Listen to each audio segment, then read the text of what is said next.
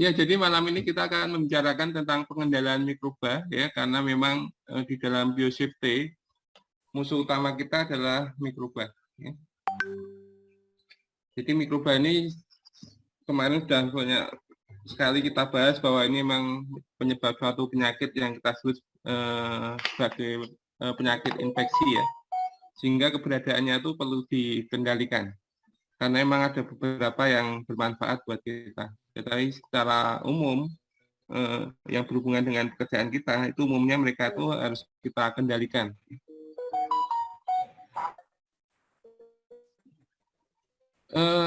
Untuk mengendalikan atau kasarnya membunuh mikroba ini ya ada beberapa cara.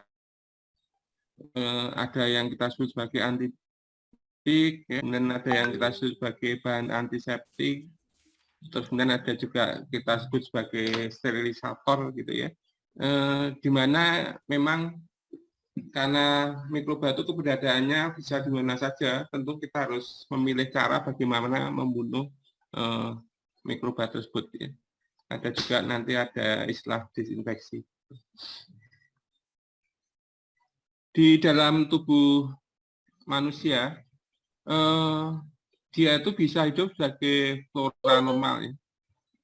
Ya, sebagai flora normal, entah itu di kulit, di mulut, di usus, dan seterusnya, itu banyak sekali mikroba yang tumbuh di dalam tubuh kita, tapi umumnya mereka itu tidak jenis yang patogen, ya, yang tidak menyebabkan sakit. Tapi bisa juga dia menjadi penyebab penyakit, yaitu penyakit infeksi. Sedangkan kalau kita bicara dengan lingkungan itu ya apa yang ada di sekitar kita itu adalah lingkungan. Jadi Anda bisa lihat depan, belakang, kanan, kiri, atas, bawah, itulah lingkungan kita. Kan nanti kita akan lihat ada benda-benda hidup atau biologis ya, bisa berupa manusia, bisa berupa binatang, bisa juga berupa benda mati, air, udara, tanah, alat-alat laboratorium yang kita pakai bekerja itu adalah benda-benda mati. Dan mikroba itu bisa di dalam tubuh manusia maupun di lingkungan. Sehingga untuk mengendalikan mikroba ini juga ada berbagai macam cara. Ada cara-cara fisika, ya, ada cara-cara kimia, dan yang kimia ini ada yang spesifik. Tidak semuanya akan membunuh mikroba tadi tanpa melalui strategi. Prinsipnya mikrobanya akan yang kita di dalam metode-metode sterilisasi, aseptik dan desinfeksi ya, ini menggunakan bahan-bahan yang tidak spesifik. Prinsipnya menggunakan metode ini yang mikroba tadi mati caranya. Tapi pada saat mikroba ini ada di dalam tubuh manusia, yaitu manusia yang terinfeksi, mikroba tadi bisa berada di mana saja, ya. Bisa di permukaan kulit yang di luar itu, tapi bisa juga di dalam usus, ya. Sehingga untuk terutama khususnya untuk mencapai keberadaan mikroba tadi di dalam tubuh, kita harus diperlukan bahan yang sifatnya spesifik, ini yang kita sebut sebagai antibiotik. Jadi antibiotik itu bukan bahan sembarangan ya, itu bahan khusus yang mana bisa membunuh bakteri dengan diharapkan itu sedikit mungkin nanti merusak jaringan tubuh manusia ya. Karena antibiotik itu terutama memang digunakan untuk mengobati penyakit yang ada di dalam tubuh makhluk hidup ya, terutama kalau bidang kita ya manusia itu. Makanya antibiotik itu bisa saja diminum atau disuntikkan dan terusnya, itu nanti akan mencapai aliran, akan mengikuti aliran darah sampai akhirnya menuju ke lokasi infeksi secara acak gitu. Memang dia nggak punya itu ya, nggak punya Google Map ya, bisa nyari langsung ke mikrobanya itu nggak bisa. Dia ngikuti aja aliran darah yang ada di situ. Tentunya dengan sesuai aliran darah, maka aliran darah tadi kan jalannya kemana-mana, melalui berbagai macam sel. Misalnya dia itu infeksinya di paru-paru, maka obat yang disuntikkan di pantat misalnya, maka perjalanan dari tempat suntikan ya, sampai ke paru-paru itu nanti akan melewati berbagai macam sel yang lain. Ini diharapkan tidak rusak. Ya. Ini yang kita sebut sebagai sifat yang spesifik tadi, yang kita sebut sebagai antibiotik. Jadi sekali lagi agent tadi itu bisa ditemukan di dalam tubuh manusia ya. Kalau masih di luar tubuh manusia, maka bisa kita bunuh mereka dengan teknik-teknik sterilisasi ini atau dengan bahan-bahan yang sifatnya sangat kuat ya, sangat kuat merusak ya. Bahan kimia yang kuat merusak mikroba tadi, tapi ini umumnya juga akan bisa bisa berdampak buruk kalau itu ada di dalam jaringan hidup ya. Maka untuk agen-agen yang ada di luar tubuh ini bisa kita gunakan teknik-teknik fisika ya, misalnya dipanasi, sterilisasi, bisa juga dengan bahan kimia yang kuat yang kita sebut sebagai desinfektan. Ya.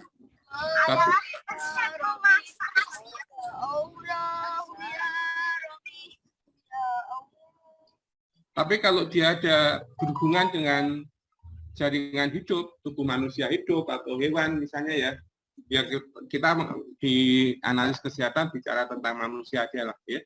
Kalau dia ada di tubuh manusia, ini bisa juga kita gunakan bahan kimia yang sifatnya tidak terlalu merusak jaringan hidup ini, yang kita sebut sebagai antiseptik. Ya. Jadi antiseptik maupun desinfektan itu sama-sama bahan kimia, tapi ini sifatnya lebih lunak gitu ya, sehingga tidak terlalu merusak jaringan tubuh, misalnya dioleskan, misalnya alkohol, betadin dan sebagainya, itu adalah contoh-contoh antiseptik. Ya. Tapi kalau itu keberadaannya di luar tubuh manusia, misalnya di alat-alat kultur misalnya ya, itu bisa kita panasi sampai gosong misalnya ya, atau kita rendam dengan formalin misalnya ya, sehingga dia akan mati ya. Dan lagi kalau untuk manusia sekali lagi tadi ada bahan khusus yaitu antibiotik yang mana kerjanya lebih luas ya. Kalau antiseptik ini biasanya mereka bekerja di permukaan saja, misalnya di kulit, kita oleskan di kulit itu dan dia diharapkan tidak terserap oleh tubuh ya. Memang diharapkan tidak terserap, misalnya terserap juga sedikit ya, dan itu pengaruhnya kecil. Atau diminum itu nanti dia kerjanya terutama ya di saluran cerna saja, tidak diserap oleh tubuh sehingga diedarkan ke seluruh tubuh dengan luas. Beda dengan antibiotik. Antibiotik kalau yang memang bisa kerja sistemik itu setelah diminum itu nanti diserap oleh tubuh, akan disebarkan ke seluruh tubuh melalui aliran darah. Nah, ini berbagai macam teknik dikembangkan untuk membunuh mikroba tadi. Ada dengan cara fisika ya. Fisika ini ada yang dengan menggunakan suhu, radiasi, bisa juga dengan cara mekanik ya. Ada filtrasi di sini ya. Bisa juga menggunakan bahan kimia. Kimianya itu bisa berupa larutan, bisa juga berupa gas ya. Untuk yang kimia larutan itu ada yang kita sebut sebagai antibiotik, antiseptik, desinfektan dan seterusnya. Jadi memang ada berbagai macam teknik-teknik yang dikembangkan untuk membunuh mikroba ini. Tentunya nanti harus kita sesuaikan sesuai tujuan kita, dan itu nanti dibersihkan dari bahan apa ya. Apakah dia kemungkinan kontak dengan jaringan hidup atau tidak, tentunya tekniknya akan beda. Ini teknik-teknik fisika yang bisa kita temui untuk membunuh mikroba itu ada metode panas, ya. Ada yang panasnya kering, Panas kering itu biasanya menggunakan udara panas ya. Jadi yang kita sebut sebagai oven itu ya. Ada juga yang dibakar langsung insinerasi ya dengan suhu yang sekitar 600 derajat Celcius misalnya ya.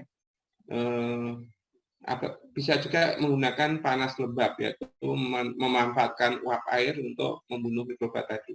Tentang kelebihan kekurangannya nanti kita bahas di belakang. Untuk yang suhu dingin itu bisa menggunakan pendingin itu ya, pendingin kayak di kulkas itu yang suhunya sampai 8 derajat Celcius ya. Tapi bisa juga dibekukan ya sampai beku menjadi es. Untuk menjadi es biasanya memesan suhu sekitar minus 20 derajat ke bawah. Tapi umumnya kalau mikroba itu didinginkan itu biasanya tidak mati, ya dia hanya inaktif saja. Contohnya kalau kita itu menyimpan makanan sisa itu ya malam-malam itu kalau dimasukkan di kulkas juga dia nggak akan busuk ya. Begitu juga kalau kita panasi juga nggak akan busuk. Tapi sekali lagi kalau didinginkan itu sebenarnya mikrobanya nggak mati, dia hanya tidur aja. Jadi kalau memang di situ banyak mikrobanya, ya nanti begitu dimakan, ya nanti bisa menimbulkan sakit juga. Untuk cara fisika yang lain dengan ada juga metode radiasi, ada berbagai macam sinar radiasi yang bisa digunakan untuk membunuh mikroba ya, dengan kemampuan masing-masing. Ya. Untuk kimia ada gas ini juga kekuatannya macam-macam ya. Bisa untuk sterilisasi, bisa untuk desinfeksi, ada juga yang berupa larutan. Ya, nanti kita bahas satu persatu ya. Untuk mekanik itu dengan saringan, misalnya udara yang kotor, kemarin kita sudah banyak bicara tentang biostatic kabinet, di mana itu ada filternya ya. Itu gunanya untuk untuk menyaring supaya nanti udara yang sudah keluar dari HEPA filter ini nanti bisa bebas dari mikroba. Bisa juga menggunakan cairan. Nanti ada beberapa bahan yang harus dijaga sterilitasnya. Tapi kalau dipanasi rusak dia, maka kita saring. Saringan dengan pori-pori yang halus begitu, sehingga tergantung keinginan kita seberapa jauh filtrat tadi bisa dimanfaatkan ya. Apakah sekedar menyaring protozoa atau jamur ya, atau bahkan menyaring bakteri atau bahkan menyaring virus. Ya. Untuk sterilisasi fisika ini prinsipnya nanti yang namanya sterilisasi ya, membuat itu steril itu akan menghancurkan atau membasmi mikroba tadi secara keseluruhan, semua jenis dan bentuk dari mikroba. Kita tahu ada berbagai macam jenis mikroba ya, ada yang disebut virus, ada yang disebut bakteri, ya. Ada juga yang disebut jamur, di mana komponen selnya bermacam-macam, daya kekuatannya juga bermacam-macam. Ya. Ada yang patogen maupun non-patogen. Patogen itu yang menyebabkan sakit, non-patogen itu tidak menyebabkan sakit secara umum. Ya. Ada juga yang bentuk vegetatif. Bentuk vegetatif itu bentuk yang dia membelah itu. Kalau kita nanam kuman di media, ya, itu akan tumbuh menjadi koloni, itu namanya bentuk vegetatif. Atau kalau pada seseorang yang sakit, makin lama makin parah, ya, itu karena kumannya hidup dan berkembang biak di situ, itu namanya bentuk vegetatif. Tapi ada juga beberapa mikroba yang mampu membentuk perlindungan, ya. Kayak bakteri tertentu itu bisa, kalau suasana lingkungannya nggak cocok, ya, nggak ada makanan, nggak ada air, terlalu panas, terlalu kering, dan seterusnya, dia akan membentuk perlindungan yang kita sebut sebagai spora. Ya. Jadi spora bakteri beda dengan spora pada jamur ya. Kalau jamur itu spora itu biasanya digunakan untuk berkembang biak, tetapi kalau spora yang dimiliki oleh kelompok Bacillus ya, misalnya Bacillus anthrax ya, kelompok Clostridium misalnya Clostridium tetani, ini digunakan untuk mempertahankan diri di lingkungan yang tidak cocok ya. Karena ini merupakan alat pelindungan diri, maka biasanya ini sangat kuat pelindungnya itu, sehingga kalau cuma dipanasi biasa aja dia nggak akan mati. Kemudian untuk beberapa jenis protozoa ya, ada yang mampu membentuk kista ya, ada cacing, ada toxoplasma dan sebagainya. Itu pada suatu saat dia akan beristirahat membentuk pelindung sehingga membentuk kista. Bentuk-bentuk perlindungan seperti ini tentunya akan sangat lebih sulit untuk dibunuh atau dimatikan. Ini adalah gambaran secara umum. Sekali lagi secara umum, berbagai macam jenis mikroba itu saya kelompokkan dalam yang paling resisten terhadap sterilisasi ini ya. Istilahnya paling sulit dibunuh gitu ya, sampai yang paling mudah untuk dibunuh ya. Yang paling susah itu misalnya prion. Prion itu mungkin Anda kurang banyak mendengar ya istilah prion ini. Prion ini sebenarnya suatu agen penyakit ya, penyebab penyakit infeksi yang sampai sekarang masih pada bingung ya. Masih misterius karena mereka tidak pernah mendapatkan mendapatkan partikel itu yang mengandung bahan genetik. Padahal yang namanya suatu kehidupan itu biasanya ada pengontrolnya yang kita sebut sebagai gen, yang bisa berupa DNA atau RNA itu ya. Tapi si prion ini kita hanya menemukan semacam protein aneh gitu ya. Tapi ternyata ini memang menjadi penyebab penyakit dan dia bisa nular dari satu ke yang lain. Memang ini terutama menyerang pada binatang ya, misalnya sapi. Kalau Anda pernah mendengar penyakit Medco ya, sapi gila ya, itu penyebabnya adalah prion ini. Tapi bukan berarti dia hanya menyerang pada binatang. Dari binatang bisa menyerang ke manusia.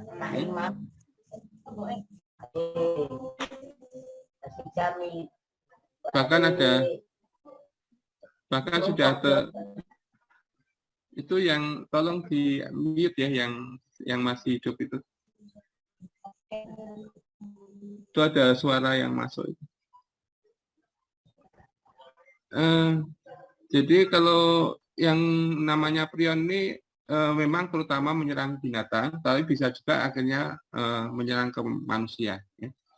Nah ini karena memang banyak asing gini, membunuhnya juga lebih susah.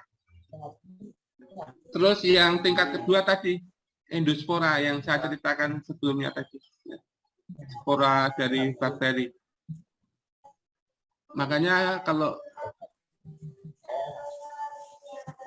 tolong di-mute tuh yang ramai.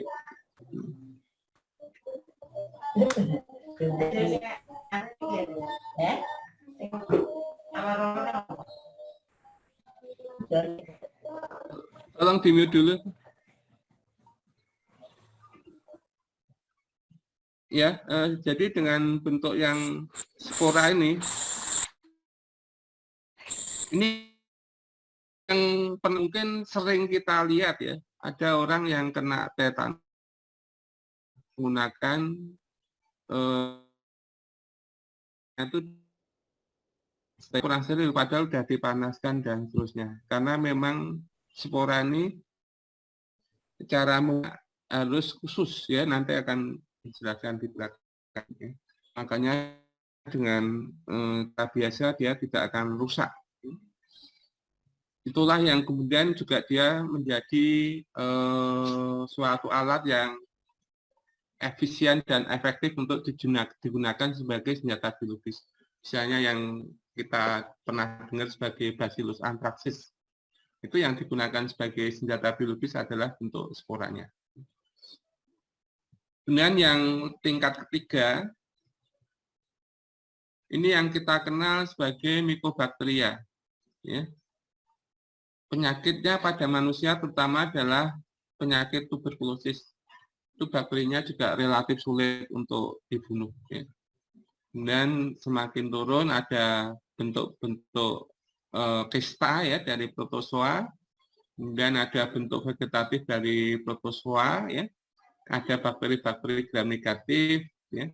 Kemudian ada jamur, virus yang telanjang, ya. Virus yang tidak ada amplopnya itu malah lebih sulit untuk dibunuh dibandingkan dengan virus-virus yang berselubung, ya, berselubung lemak. Itu bisa, misalnya virus influenza, ya, virus COVID itu pakai alkohol aja mati, ya. Jadi kalau virus hepatitis B misalnya itu termasuk kelompok yang di sini, ya, hepatitis A dan seterusnya. Dengan bahan-bahan yang kuat, ya, baru dia bisa dimatikan. Terus kemudian ada gram positif, ini juga termasuk bakteri yang relatif gampang dibunuh lah. Ini adalah bakteri-bakteri yang sering menyebabkan infeksi pada kulit. Jadi di sini kita bagi menjadi 3 kelompok, ya.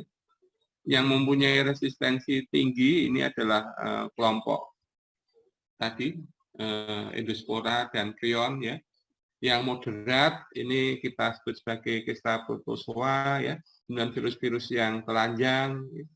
Kemudian yang bentuk-bentuk vegetatif itu TB, Staph aureus, Pseudomonas dan sebagainya itu termasuk yang moderat, ya. Jadi selain itu kita kelompokkan ke dalam kelompok yang mudah dibunuh. Ini untuk sekedar penjelasan aja bahwa di dalam bentuk spora itu nanti dia akan paling sulit dibunuh, ya. Misalnya pakai vegetatif itu pakai 80 derajat Celcius umumnya udah mati. Tapi kalau dia bentuk spora itu memerlukan suhu sampai 120 derajat Celcius. Begitu juga ketahanannya terhadap radiasi itu 4 kali lebih kuat, ya. Ultraviolet 9 kali, pakai gas juga lebih kuat lagi nih, juga lebih kuat 1,7 kali dan seterusnya. Apalagi kalau dengan bahan-bahan kimia, ya. Itu yang bentuk vegetatif itu kita rendam pada larutan glutarate itu 10 menit cukup, ya. Tapi kalau dia bentuk spora memerlukan waktu paling enggak 3 jam. Ini sekedar pengetahuan bahwa memang kalau bentuk spora itu membasminya lebih sulit. Sekarang kita masuk ke teknik-teknik sterilisasi, ya. Yang pertama kita bahas adalah sterilisasi panas karena ini memang paling mudah kita gunakan. Bahkan kalau Anda kerja di lab mikrobiologi terutama, ya, nanti akan menggunakan metode panas ini pada waktu menuang tabung, ya. Itu ujungnya dipanasi dulu, ya. Kemudian memanasi ose dan seterusnya. Ini sebenarnya merupakan teknik sterilisasi panas yang praktis yang sehari-hari kita gunakan. Dan panas ini memang ada beberapa jenis, ya. Paling tidak secara garis besar itu ada 2 jenis. Yang pertama adalah panas kering, yang kedua adalah panas lembab, ya. Panas kering membunuh mikroba dengan cara oksidasi, dan panas yang tinggi tadi bisa menghancurkan materi dari mikroba tadi sehingga menjadi abu, ya.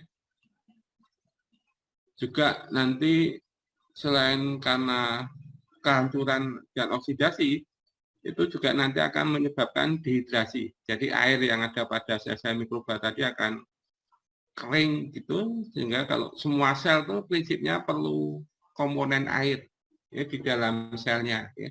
Jadi kalau airnya nggak ada, ya dia akan mati. Kalau yang sterilisasi panas lembab ini umumnya lebih efisien, ya, dalam membunuh, karena selain menghancurkan, dia juga bisa menggumpalkan protein tadi dengan panasnya yang lembab ini. Jadi protein-proteinnya pada menggumpal, ya. Umumnya tidak perlu suhu yang terlalu tinggi, ya. ini sudah akan bisa terjadi kematian oleh bakteri.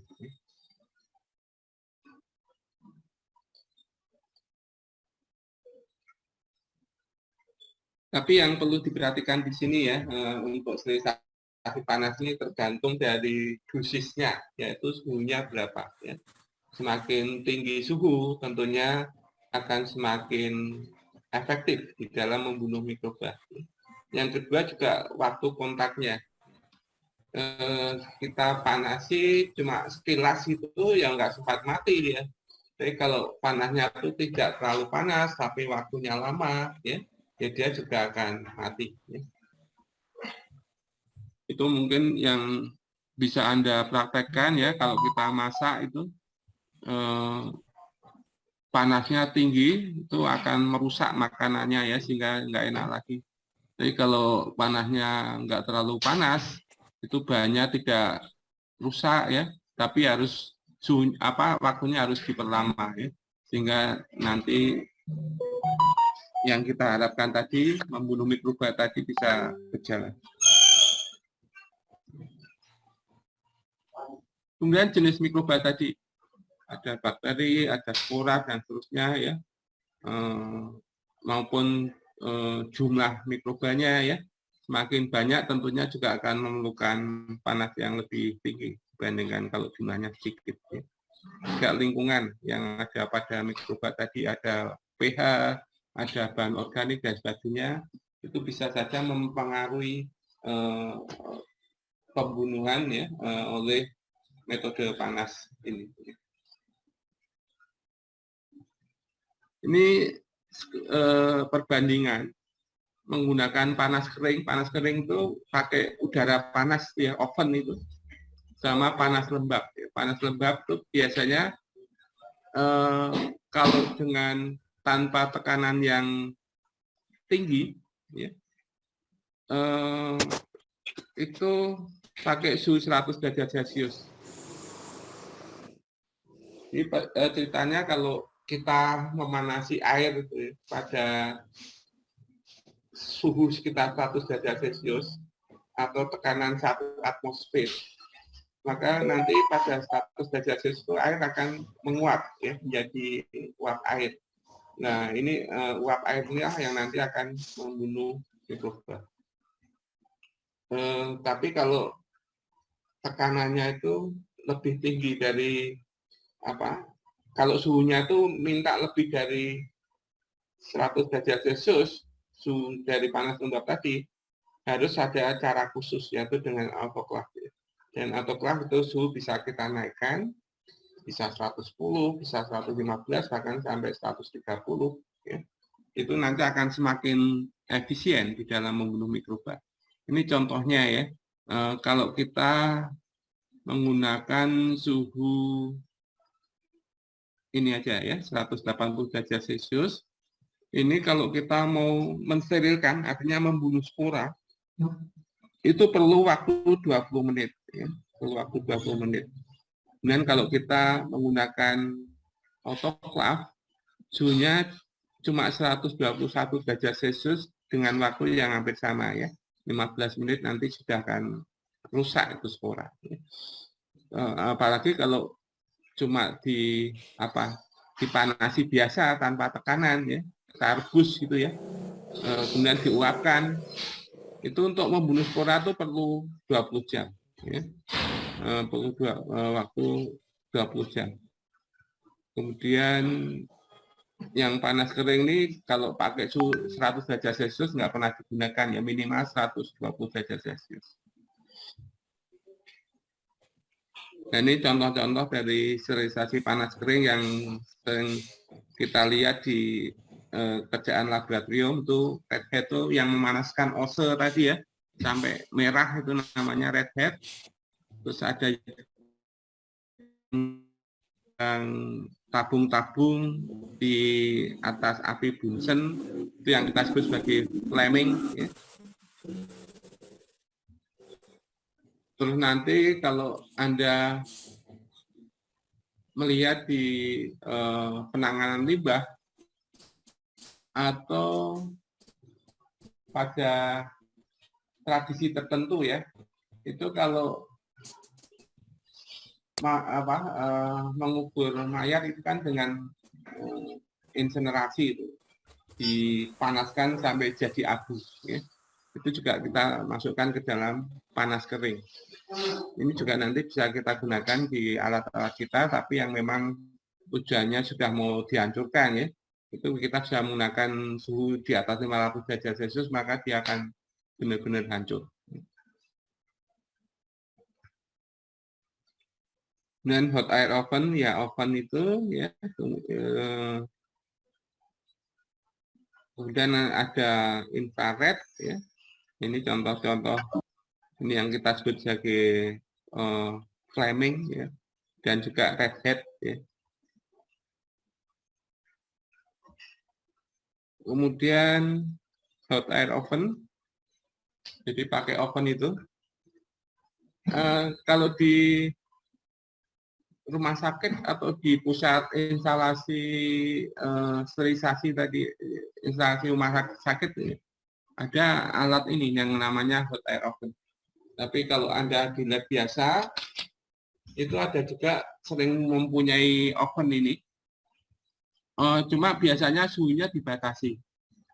Kalau ini lemari panas ini kita setel suhunya untuk 37 derajat Celcius, ini biasanya kita gunakan untuk mengkultur ya.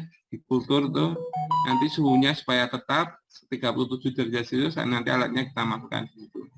Jadi kalau Anda setel suhunya sampai tinggi, sampai 160 derajat Celcius ya, atau 170 derajat Celcius, itu bisa digunakan untuk sterilisasi, tapi memang waktunya paling enggak 2 jam kalau suhunya 160 ya. Terus 170 ini cukup 1 jam ya. Cuma ya itu Anda harus mikir itu alat yang kita sterilkan dengan cara ini rusak enggak dengan suhu sebesar itu ya. Kalau itu rusak ya jangan digunakan metode udara panas. Ini keuntungannya dapat menghasilkan bahan yang tidak dapat ditembus oleh steam atau uap ya. Karena uap itu bagaimanapun itu ada molekulnya. Kalau udara kan lebih kecil ya, molekulnya lebih bisa menyusup gitu. Tidak bersifat korosif ya, dan juga mencapai seluruh permukaan alat. Kelemahannya penetrasinya lambat, sehingga waktunya juga lama, perlu suhu tinggi, dapat merusak bahan-bahan yang disterilkan. Ini terutama adalah bahan-bahan karet itu nggak akan tahan pada suhu setinggi lebih dari 120 derajat Celcius. Ini penggunaannya ya, terus ini panduan pemakaiannya ya. Kalau kita gunakan 170 ya perlu waktu 60 menit, kalau 160 2 jam ya. Kalau 150 ya 150 menit.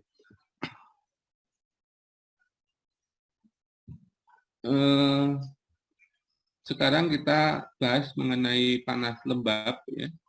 Panas lembab itu prinsipnya kita menggunakan airnya atau uap airnya sesuai dengan tadi ya, kemampuan mikroba terutama bentuk vegetatif ya, itu memang bisa dibunuh meskipun suhunya kurang dari 100 derajat Celcius. Ini yang terjadi pada pasteurisasi, terutama untuk susu itu ya. Susu itu kalau dipanasi terlalu tinggi kan rusak itu, rasanya juga nggak enak. Maka dipanasinya maka sterilisasinya pakai pasteurisasi. Terus kemudian juga ada inspisasi. Ini terutama kalau di mikrobiologi untuk bikin media yang menggunakan bahan telur misalnya ya. Itu ya kalau dipanasi terlalu tinggi ya rusak, maka kita panasnya pakai sekitar 80 derajat Celcius. Kalau yang panasnya 100 derajat Celcius ya pada praktek sehari-hari kalau kita merebus air, atau kalau Anda kerja untuk mendirikan ya alat-alat yang direbus ya, itu kita menggunakan suhu 100 derajat Celcius. Suhu 100 derajat Celcius itu terutama kalau tekanan atmosfer di daerah tersebut itu 1 atmosfer. apa itu tekanan 1 atmosfer kalau kita ada di pantai ya, di permukaan laut itu tekanannya 1 atmosfer ya. Sehingga kalau di situ Anda merebus air, tunggu 100 derajat Celcius dulu baru terbentuk uap ya. Tapi kalau Anda ada di atas gunung misalnya ya, itu enggak sampai 100 Celcius dia sudah mendidih karena tekanan atmosfernya rendah. Nah, kalau Anda tinggal daerah-daerah yang tinggi gitu, mungkin perlu dipertimbangkan karena untuk sterilisasi itu juga perlu dipertimbangkan waktu kontaknya. Meskipun sudah mendidih, kalau Anda di permukaan yang tinggi, belum tentu itu suhunya 100 derajat Celcius. Sehingga misalnya waktunya harusnya setengah jam, ya Anda harus perpanjang lagi menjadi 3/4 jam atau 1 jam. Itu kalau boiling itu direbus, jadi dimasukkan aja alat yang mensteriliskan itu masuk di situ. Tapi kalau yang steaming ini dipanggang, ya kayak kita bikin nasi itu ya. Jadi bawahnya air yang dipanasi, kemudian uapnya nanti akan membuat beras itu jadi mateng pakai uapnya. Tapi kalau menginginkan suhu uap air ini lebih dari 1 derajat Celcius, ya mau tidak mau Anda harus menggunakan alat yang namanya autoclave. Ya ini bisa, ini juga merupakan cara yang sebenarnya untuk lebih ke arah keamanan dari apa yang kita sterilkan ya. Ini kalau kira-kira itu nanti merusak ya kita gunakan suhu yang kurang dari 100 derajat Celcius. Memang dalam hal ini memang tidak menjamin, terutama bentuk spora akan, tapi ada juga teknik bentuk sporanya mati kalau Anda bisa bersahabat. Caranya seperti ini, caranya dengan intermiten. Jadi pertama kita panasi dulu ya, mungkin sampai 80 derajat Celcius itu bentuk vegetatif akan mati. Tapi bentuk sporanya enggak. Nah ini kita biarkan gitu 24 jam hingga diharapkan ini bentuk-bentuk spora yang tinggal ini nanti ada yang kemudian berubah menjadi bentuk vegetatif. Ini kita panaskan lagi, ini mati, masih ada lagi kita biarkan 24 jam lagi, kita panasi lagi ya. Baru kemudian bisa steril ya. Tapi memang perlu kesabaran ya. Tapi ini prinsipnya adalah kalau kita memang menginginkan membunuh bentuk vegetatifnya saja, juga kemungkinan curiga ada spora ya harus dengan cara bertahap seperti ini. Pasteurisasi nggak usah saya bahas ya, ini terutama untuk itu membuat makanan terutama ya, ada imitasi dan sebagainya. Kalau Anda nanti kerja di laboratorium ada beberapa teknik membuat media yang kalau panasnya terlalu tinggi akan kita gunakan metode panas yang 1 derajat Celcius. Yang lebih praktis kita gunakan adalah yang jenis panas lembab ini karena memang relatif lebih efisien ya dan lebih efektif di sini. Bisa menggunakan metode tadi direbus ya, bisa juga menggunakan metode uap ya. Tapi untuk sterilisasi uap ini yang menggunakan suhu lebih dari 100 derajat Celcius kita harus menggunakan alat khusus yang namanya autoclave. Ini merupakan metode sterilisasi yang paling tua, aman, efektif, relatif tidak mahal, dan sifatnya non-toksik. Beda dengan nanti kalau kita menggunakan bahan-bahan kimia, itu pasti ada pengaruhnya. Ini struktur dari autoclave ya, yang besar ini ya. Jadi kalau di rumah sakit yang besar ya, itu ada autoclave yang ukurannya memang besar karena memang bahan-bahan yang di situ banyak yang kita sterilkan. alat-alat operasi, baju-baju perlengkapan bedah itu semuanya disesuaikan yang bisa dengan otoklaf ya pakai ini. Tapi untuk menjelaskan mungkin lebih gampang pakai penampang ini. Jadi pada model otoklaf ini nanti yang dipercayakan untuk membunuh mikroba adalah uap air saja. Uap air ini dibiarkan terperangkap di sini dalam beberapa waktu tertentu setelah sisa udaranya itu dikeluarkan. Jadi kalau Anda nanti ya contoh paling gampang yang mungkin lebih mudah Anda temui di tempat kerja Anda ya. Ini kalau kita menggunakan otoklaf ini kita panasi, kemudian kita buka dulu nih tutupnya ya. Kita buka sampai udaranya keluar, tandanya apa nanti akan bunyi ya, gitu ya. Terus kemudian juga kalau sudah uap airnya muncrat itu ya, ini kita tutup, ya. Kita tutup dan nanti maka tekanan di sini makin lama akan makin tinggi, ya. Sehingga mencapai apa yang kita inginkan tadi. Kalau pakai listrik bisa diatur ya, mau mencapai suhu berapa selama berapa menit itu bisa diatur. Jadi kalau Anda punyanya yang konvensional, yang pakai gas seperti ini, ya nanti Anda lihat aja sini ya. Kalau sudah mencapai suhu yang diinginkan, itu kalau terlalu panas ya kita kecilin gasnya ya. Kalau kurang ya dipanasin. Itu kita awasi terus ya. Paling enggak supaya tidak mati ya. Dihambat saja ya. Ini di laboratorium sering kita gunakan untuk mengawetkan material-material tadi supaya nggak rusak ya. Jadi kalau ada bakteri atau mikroba itu biasanya hanya tidur, nggak mati. Pengeringan ini prinsipnya untuk menarik udara karena memang setiap sel itu memang memerlukan menarik ya. Setiap sel itu memerlukan air di dalam kehidupannya ya. Ini kalau kita keluarkan ya ini akhirnya si mikroba tadi kehilangan air ya.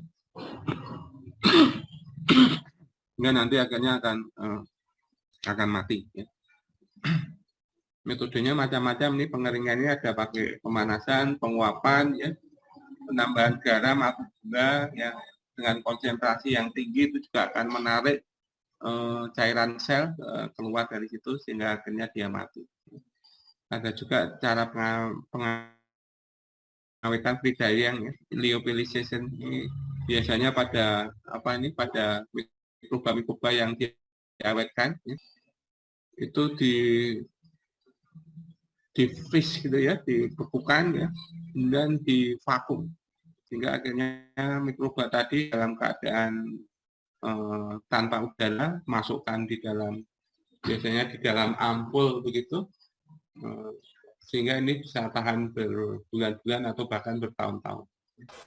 Kalau untuk jual dan sebagainya sam kuman itu dimasukkan di dalam ampul. Ini radiasi itu, sinar radiasi itu macam-macam tergantung panjang gelombangnya. Kalau kita bisa melihat itu karena ada panjang gelombang antara 400 sampai 800. Jadi kalau lebih rendah dari itu akan muncul sinar ultraviolet. Ya. Bisa gelombangnya itu lebih panjang dari 800. Ini kita sebut sebagai infrared. Infrared. Jadi kalau di sini nanti sifat radiasinya lebih ke arah radiasi panas. Jadi kalau di sini lebih ke arah radiasi yang bisa merusak struktur dari gen, terutama dari DNA. Meskipun kerusakannya itu ada yang non ionisasi, ada yang ionisasi. Semakin pendek panjang gelombangnya, kerusakannya akan semakin parah ya, sehingga kita sebut sebagai ionisasi radiasi. Ya. X-ray, sinar kosmik, gamma rays, dan seterusnya. Sinar-sinar ini sering digunakan di lab, misalnya untuk menentukan untuk setelah kerja selesai, kemudian untuk mensterilkan sisa-sisa udara yang ada di situ, kita nyalakan lampu UV-nya. Ya. Terus kita keluar. Kalau sinar tidak ada di dalam, itu harus kosong, kita nyalakan di situ 1 jam atau 2 jam gitu, habis itu dimatikan.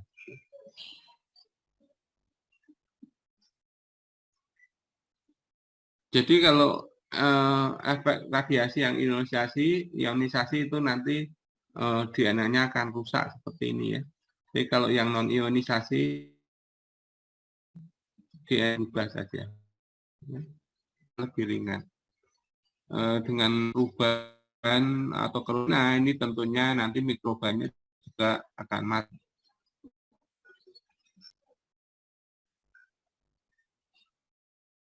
Ini dosisnya sekitar sampai 5 megarat. Ya. Ini nanti kalau Anda kerja di rumah sakit besar yang punya pusat radiologi, bisa saja mereka kita manfaatkan untuk radiasinya itu untuk memberikan bahan-bahan yang tahan, yang tidak tahan terhadap air maupun kimia, itu bisa kita pakai sinar radiasi.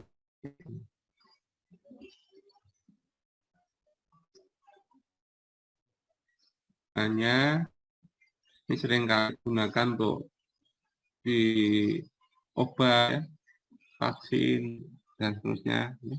Kita gunakan radiasi.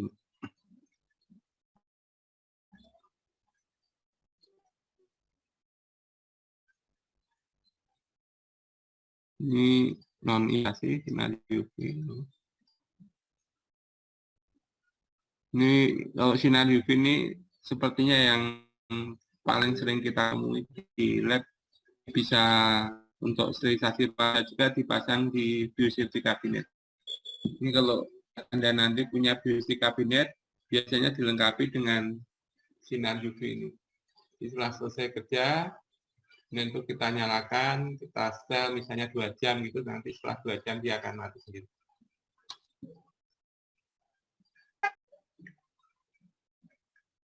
Untuk membunuh mikroba ini bisa juga dengan menggunakan sinar dengan gelombang suara ya, ultrasonik. Ya. Ultrasonik itu kalau di praktek hari-hari Anda bisa menggunakan apa itu yang untuk masak itu microwave ya. Microwave itu menggunakan gelombang suara yang sangat pendek gitu. Itu juga bisa menghancurkan sel-sel bakteri. Tapi dia juga mempunyai efek samping berupa panas sehingga bisa juga digunakan untuk memasak makanan.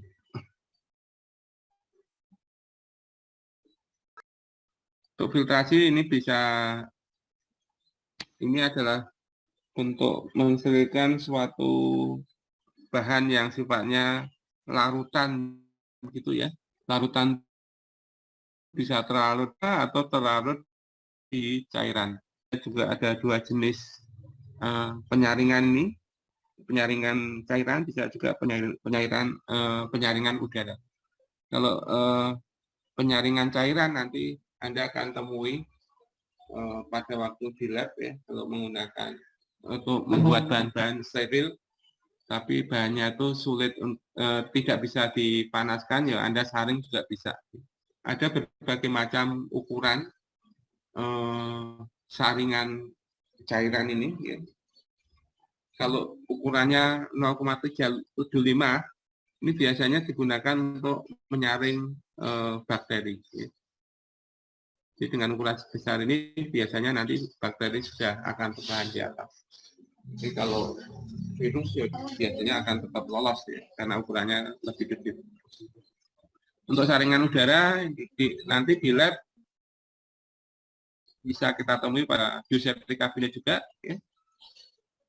Tapi kalau nanti di ruang perawatan atau di laboratorium BSL 3 atau laboratorium BSL 4 ini juga dipasang pada exhaust-nya ya.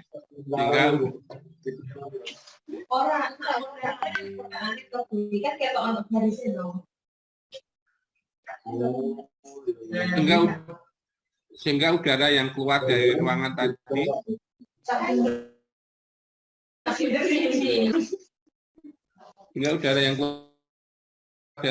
ruangan tadi sudah aman buat lingkungan.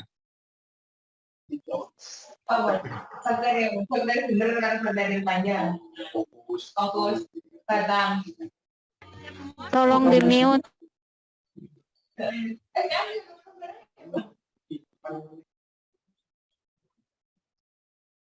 Ya ini ya contohnya dari saringan. Itu kalau kita mau menyaring supaya cairan ini steril, ya kita pasang saringan. Ukurannya 0,75 itu standar untuk bakteri. Dan nanti diharapkan di sini sudah lab kalau mau menyesuaikan cairan bisa beli ini berbagai macam ukuran ada.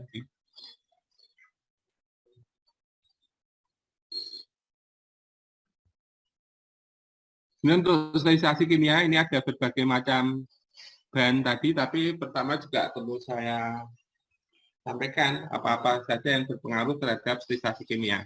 Hampir sama prinsip logikanya dengan yang sterilisasi panas tadi. Yang pertama, kalau yang panas tadi suhunya, kalau cairan ya konsentrasinya. Konsentrasi makin tinggi, biasanya juga makin efektif untuk membunuh mikroba. Ya. Kemudian yang kedua, waktu kontaknya juga perlu kita pikirkan.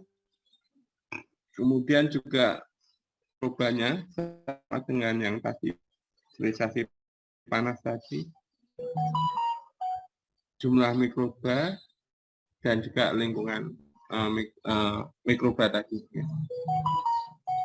Ini misalnya nanti alat yang kita hasilkan dengan kimia ini ada bahan organiknya misalnya ya, itu nanti bisa saja efek dari membunuhnya nanti bisa berkurang.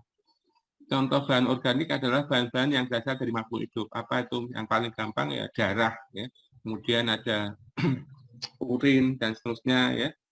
Ada nanah dan seterusnya, itu adalah bahan-bahan organik yang sering mencampuri alat-alat kita yang kita gunakan yang mau disterilisasi.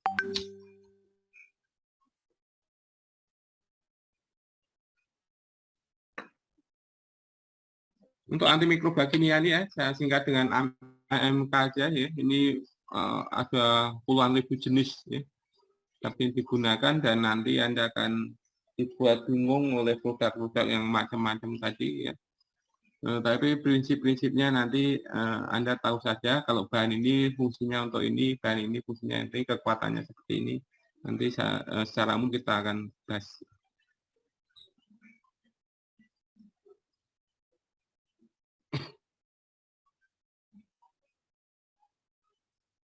Bahan kimia itu terutama berupa cairan ya, meskipun nanti ada juga gas dan ada juga yang berbentuk padat. Ya. Yang bentuk padat ini akhirnya karena dia bisa menguap ya, atau akhirnya bisa dilarutkan, akhirnya bentuk gas atau tan inilah yang lazim digunakan untuk membunuh mikroba. Untuk yang berupa cairan itu bisa pelarutnya bisa air, bisa berupa juga alkohol ya. Tetapi untuk alkohol ini dia juga mempunyai fungsi antiseptik juga, sehingga diharapkan dengan campuran itu dia akan lebih kuat untuk membunuhnya. Kemudian berdasarkan kemampuan membunuhnya, ini kita bagi menjadi 3, yaitu antiseptik yang nanti bisa membunuh mikroba, tapi yang kekuatannya maksimal moderat. Ya. Moderat mungkin masih bisa terbunuh. Tapi kalau yang tinggi kayak spora, ya itu nggak bisa. Desinfektan lebih kuat dari itu. Tapi apakah itu antiseptik atau desinfektan itu juga bisa tergantung dari konsentrasinya. Konsentrasi 0,5% misalnya bisa digunakan untuk antiseptik, ya. Tapi kalau sudah 2% bisa dibuat untuk desinfektan. Kalau yang istilah sterilan, ini adalah bahan kimia yang mampu membasmi spora, itu kita kelompokkan ke dalam sterilan. Tidak semua bahan antiseptik dan desinfektan itu bisa untuk membunuh spora. Ya ini kalau kita sebut bahan kimia antimikroba kimia ini kuat, kalau dia bisa membunuh spora bakteri, ya, ini terutama digunakan untuk sterilisasi alat-alat kritis, yang mana itu kalau disterilkan dengan panas itu akan rusak, sehingga kita sterilkan dengan bahan kimia ini. Yang untuk intermediate ini ya tingkat membunuhnya moderat, ya, misalnya tadi ada jamur, kemudian ada kuman TBC, kemudian ada virus yang telanjang tadi. Ini biasanya digunakan untuk alat semikritis. Alat semikritis adalah alat yang nanti akan kontak dengan selaput lendir yang selaput lendirnya mata, mulut, gugut, dan seterusnya itu, ya. Itu mempunyai pertahanan juga, tapi tidak kuat, ya. Sehingga di situ kalau bentuk bentuk spora memang tidak diharapkan mati, ya.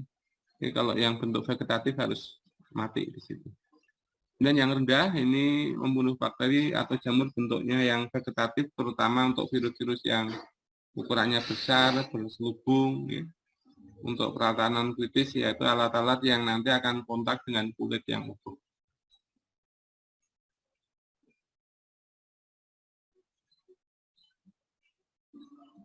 Ya, jadi prinsip dari antiseptik tadi memang tapi cukup aman, ya, buat kulit maupun selaput lendir, ya. Contohnya ada merkurial, silver nitrat, ya, iodine solution, alkohol, deterjen.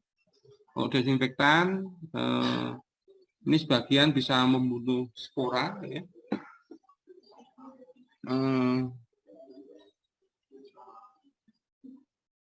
Tapi ini biasanya juga bisa merusak jaringan-jaringan hidup. Makanya ini digunakan untuk benda-benda mati saja. Benda-benda mati ini karena efektif, ya, kuat gitu, harganya murah, ya. Tapi ya itu nggak boleh kontak dengan jaringan hidup. Di antara berbagai macam kelompok antimikroba kimia tadi, ada yang kita sebut sebagai kelompok deterjen.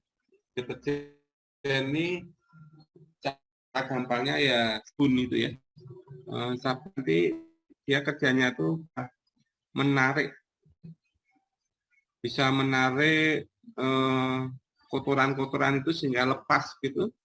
Tetapi di samping itu dia juga menyebabkan berbagai macam dari kerusakan sel, ya, misalnya kebocoran dari sitoplasma, ya, presipitasi protein, dan juga menghambat metabolisme. Biasanya deterjen ini sifatnya tidak terlalu kuat, tapi umumnya sangat cukup aman, ya, digunakan untuk jaringan hidup kita. Jadi jangan Anda remehkan sabun itu, ya, sabun yang biasa kita gunakan untuk mandi atau cuci itu memang memiliki sifat membunuh juga, ya. Tapi yang lebih penting lagi dia juga mempunyai sifat membersihkan kotoran, ya. Ini meskipun tidak mati pun akhirnya dia akan lepas, ya, dari permukaan yang tadi kita cuci tadi. Makanya kalau cuci tangan itu nggak ada gunanya kalau nggak pakai sabun.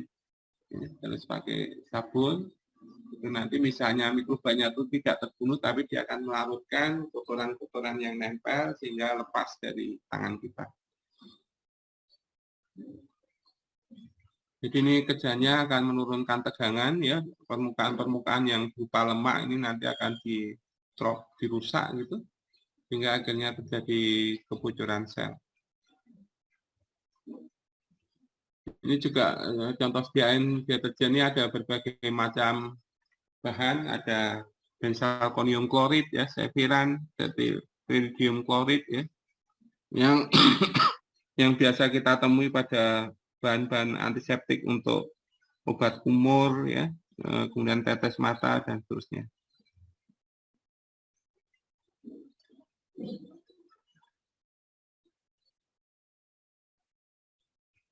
Ada juga ini quaternary amonium ya. Ini juga cukup efektif untuk bakteri gram positif, tetapi memang tidak efektif untuk bakteri-bakteri yang memang relatif tahan ya terhadap antiseptik, misalnya Pseudomonas, ya, spora, ya. Dan juga bisa dihambat oleh keberadaan bahan-bahan organik.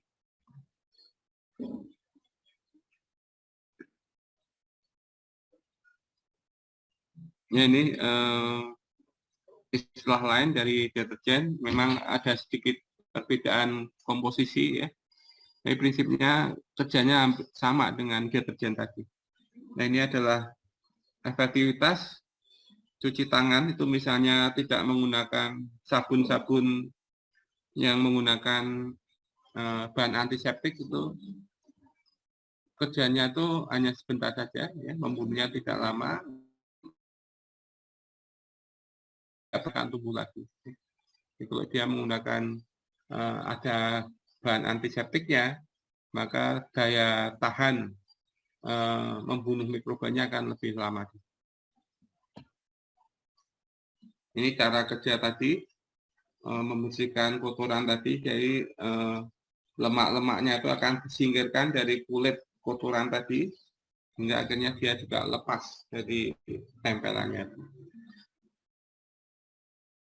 Dan alkohol ini ada berupa etil alkohol, ada isopropil alkohol, ini ada jenis antiseptik yang sering kita temui ya, pada kerjaan kita sehari-hari. Itu konsentrasinya macam-macam. Kalau konsentrasinya itu lebih dari 50%, itu bisa melarutkan membran lipid, mengganggu tegangan permukaan, ya. Larutan dalam air, alkohol masuk dalam sel sehingga proteinnya tergumpal. Tapi kalau absolut itu juga bisa menarik air dari dalam sel ya, sehingga airnya kehabisan air, menghambat pertumbuhan ya. Tapi tidak menggumpalkan protein ya.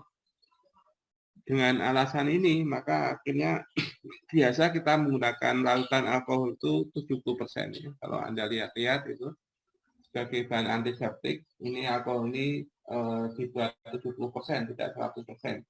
Karena ini memang paling efektif, dan lagi dengan adanya tambahan air, itu nanti waktu kontaknya bisa dicapai. Ya. Beda kalau 100% alkohol, itu nanti kamu usapkan di kulit misalnya, itu sebentar akan menguap hilang gitu.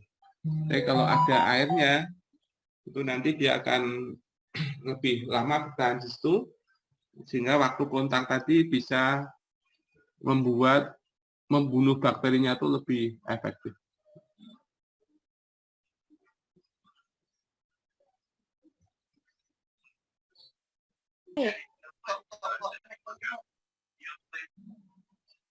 Ya, ini untuk alkohol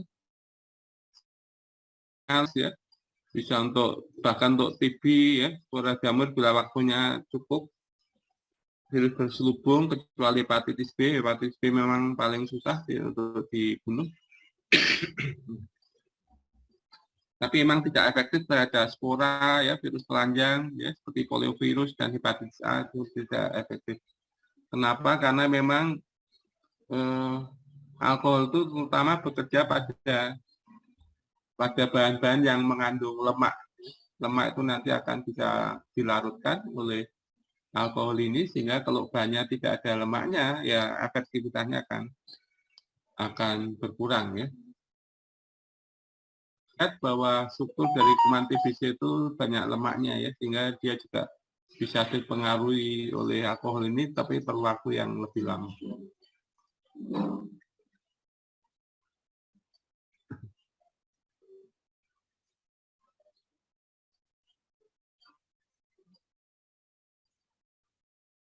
Ya, optimal activity biasanya ini ya 70%.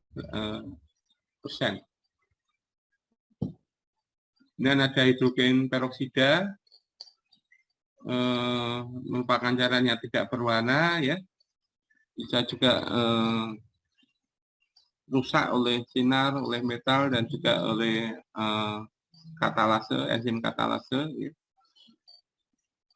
Ini bisa membentuk oksidasi dari mikroba tadi, sehingga kemampuannya juga cukup lumayan ini ya, bisa membunuh bakteri, virus maupun jamur. Bahkan kalau konsentrasinya tinggi bisa membunuh spora.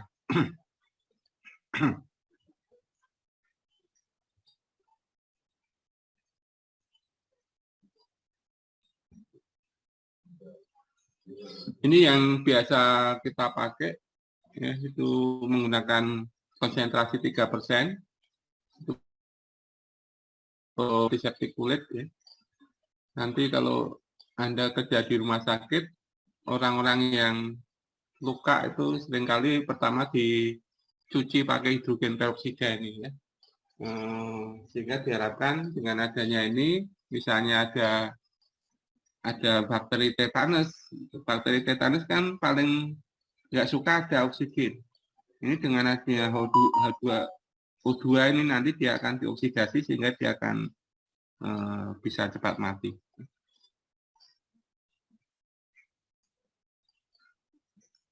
Ini ada berbagai macam garam, ada yang dari klorin, ada bromin, dari klorin, dari iodin. Tapi dari berbagai macam garam ini yang paling sering digunakan terutama adalah yang dari klorin dan juga iodin.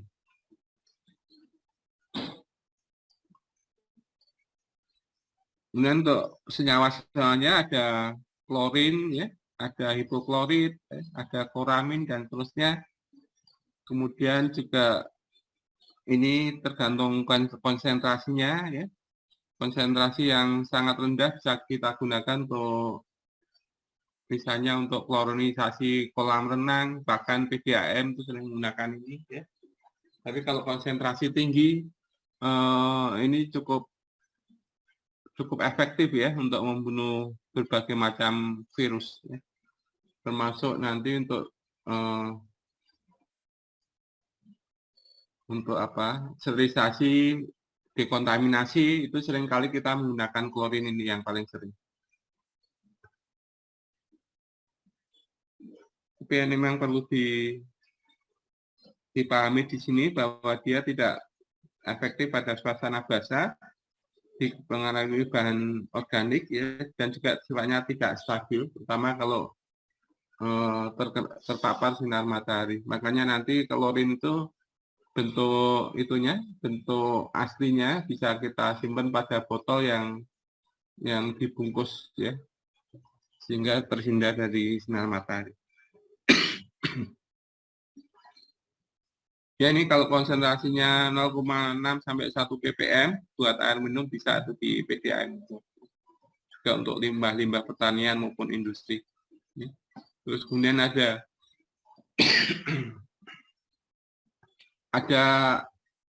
beberapa bentuk, ya. Ada beberapa bentuk misalnya natrium hipoklorit ya, konsentrasi 5% ini yang sering kita gunakan sebagai pemutih, ya. Sebagai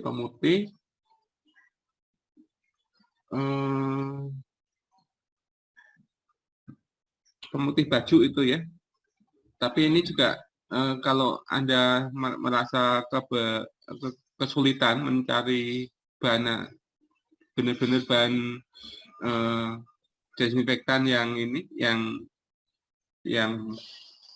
paten, yang buatan tertentu, Anda bisa pakai pemutih itu misalnya Baiklin dan seterusnya, digunakan untuk sterilisasi alat-alat kita. Iodin ini biasanya lebih kurang toksik sehingga seringkali digunakan sebagai antiseptik di beberapa permukaan tubuh ya, misalnya di kulit.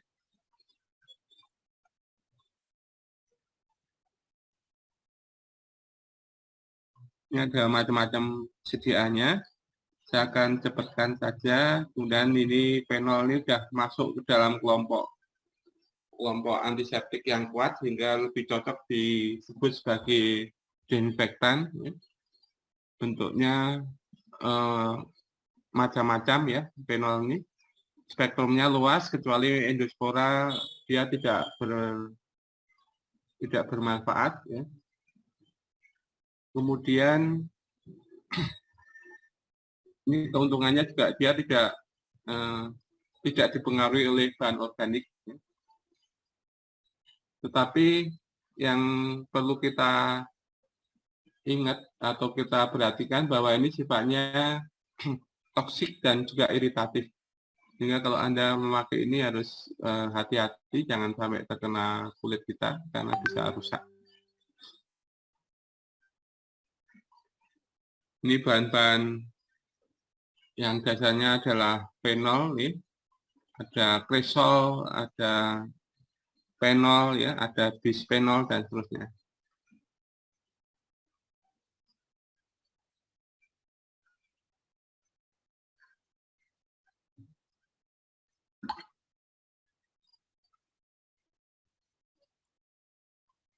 Ini aktivitasnya ya, bisa kalau konsentrasinya tinggi bisa merusak ginjal dan tentunya nanti dibaca sendiri aja.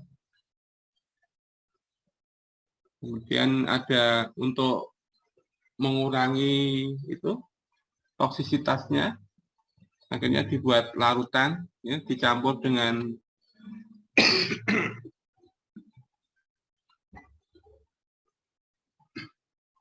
klor misalnya menjadi klorhexidin, ya.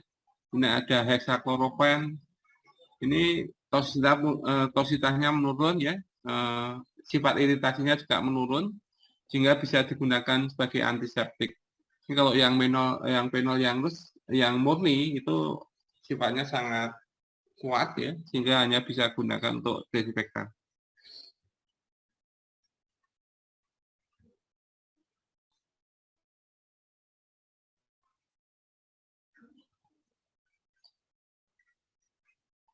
Ini contohnya klorhexidin nanti Anda akan banyak temui ini sebagai bahan-bahan antiseptik, ada sifat itunya, ada sifat.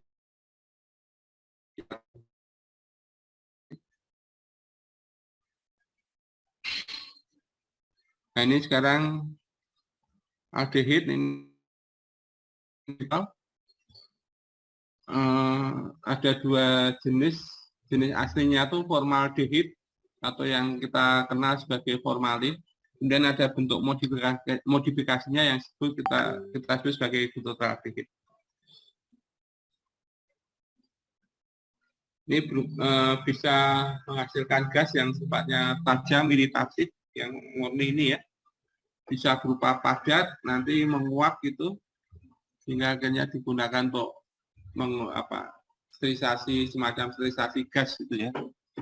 Tapi ini ya, ini merupakan benda yang cukup berbahaya. Mudah larut dalam air ya. Kemudian aksinya bisa merusak asam nukleat, sehingga ini juga dianggap sebagai bahan yang sifatnya karsinogenik.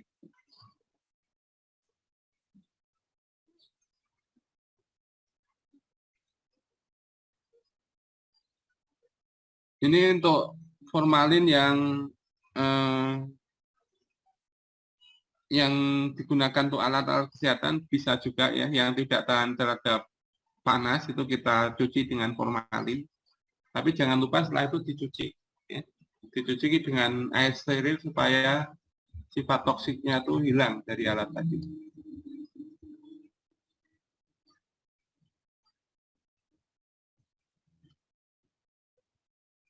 Formaldehid ini bisa berupa larutan 5-10%.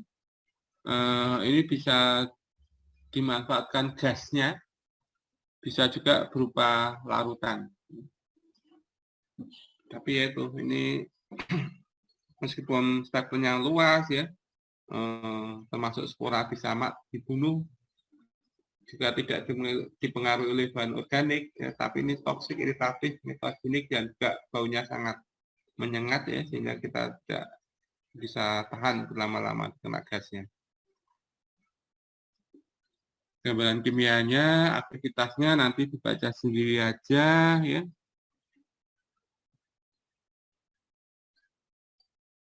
Kemudian butyraldehid ini modifikasi dari formaldehid, toksitasnya menurun, tapi potensinya justru meningkat.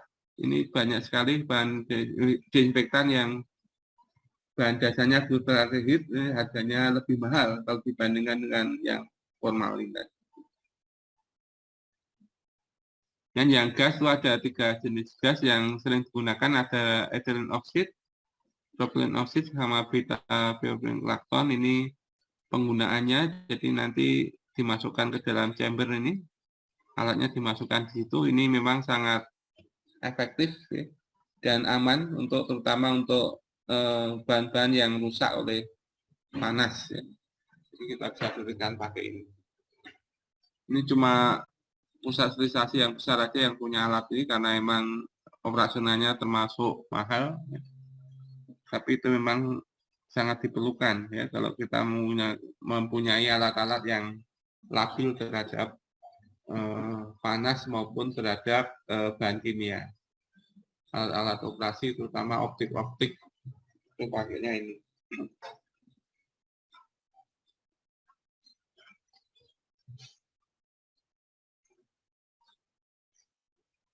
Ini sekarang kita praktekkan aja penggunaan di rumah sakit. Ini untuk garis besarnya saja, karena nanti kalau untuk peralatan di laboratorium memang ada teknik sendiri yang perlu kita bahas sendiri. Ini secara umum kalau proses sterilisasi ini memang dilakukan di instalasi CSSD namanya ya, di mana pada rumah sakit itu alat itu dibagi menjadi 3, kritis, semi kritis, dan non kritis.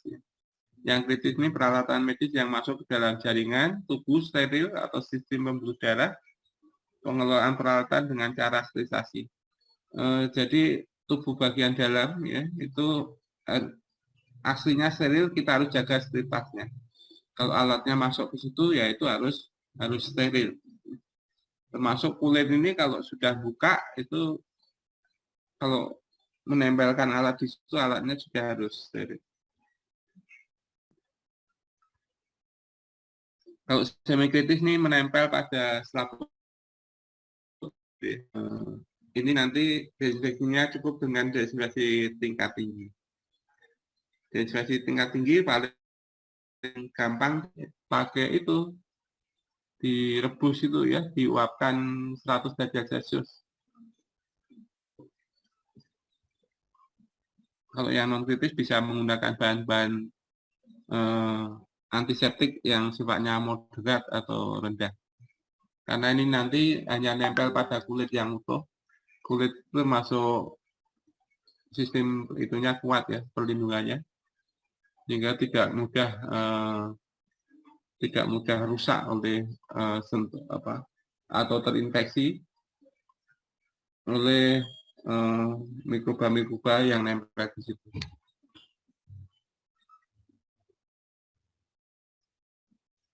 Dengan tahap pembersihan alat, secara umum kita mulai dengan dekontaminasi, kemudian pembersihan, desinfeksi, dan terakhir sterilisasi. Sterilisasi ini tergantung nanti mau dimanfaatkan untuk apa. Jadi ini ceritanya kalau kita habis pakai alat tadi terkontaminasi dengan bahan-bahan infeksius ya, kena darah, kena muntahan, kena dahak dan sebagainya, kita rendam ya pada klorin 0,5% selama 10 menit. Ini namanya dekontaminasi. Apakah dengan ini apa gunanya ini? Ini adalah untuk membunuh mikroba-mikroba tadi, ya. Tapi ini belum bersih, ya. Karena ini gunanya untuk membunuh saja. Setelah itu alat tadi harus dibersihkan sampai benar-benar bersih. Baru setelah itu gantung jenis alatnya. Kalau alatnya yang kritis ya harus disterilkan. Kalau yang semi kritis ya nanti pakai desinfeksi tingkat tinggi. Ya. Kalau yang menempel kulit saja ya kita pakai desinfeksi yang tingkatnya rendah. Di pertama tadi dikontaminasi tadi memang digunakan untuk tujuan supaya nanti aman pada pemrosesan selanjutnya. Ini nanti kalau Anda menemui alat-alat laboratorium yang terkontaminasi dengan darah atau apapun ya, yang bahan-bahan infeksius itu, jangan langsung dicuci ya, itu nanti kumannya bisa kemana-mana, mikrobanya bisa nyebar kemana-mana. Masukkan dekontaminasi dulu, mereka sudah mati, baru kemudian kita cuci.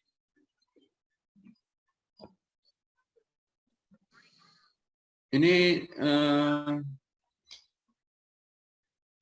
indikasi kontaminasi ini ada, terutama kalau nanti kita kerja di lab ya alat-alat lab yang nanti mau kita pakai lagi ya. Kalau nggak usah dipakai lagi, langsung aja dibuang di tempat sampah infeksius. Jadi alat-alat yang mau dipakai lagi itu tadi harus melalui proses pemrosesan alat tadi, dikontaminasi, dibersihkan, baru kemudian kita sesuaikan dengan itu tingkat desinfeksinya, tinggi atau rendah atau moderat.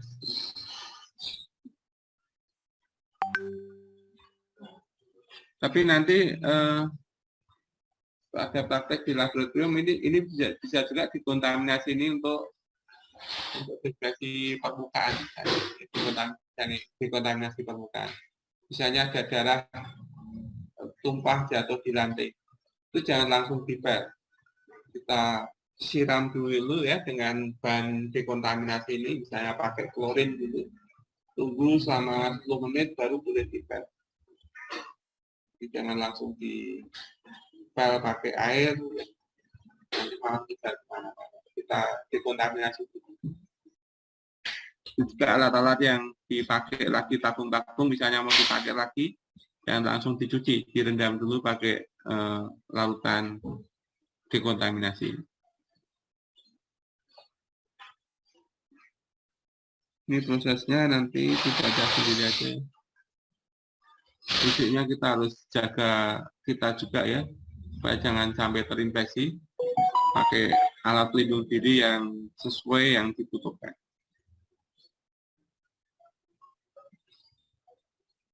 Sampai sini ada yang mau ditanyakan?